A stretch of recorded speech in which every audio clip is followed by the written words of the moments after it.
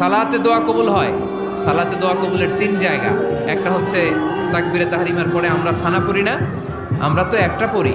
আল্লাহর হাবিব সুন্নাহ এবং নফল নামাজে আরও পড়তেন সানা, ওই দোয়া কবুল হয়। দুই নম্বর জায়গা সালাতে সেজদায় পড়ে দোয়া করলে কবুল হয়।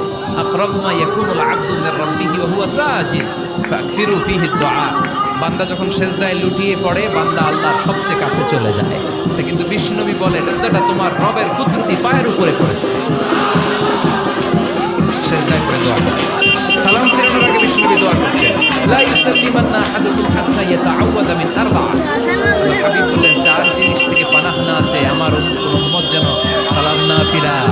তারা যেন পড়ে, আল্লাহুম্মা ইন্নী আউযু বিকা মিন আযাবিল কবর, আউযু বিকা মিন আযাবি জাহান্নাম, আউযু বিকা মিন ফিতনাতিল মাহইয়া ওয়াল মামাত, আউযু বিকা মিন ফিতনাতিল মাসিহিদ দাজ্জাল। আল্লাহ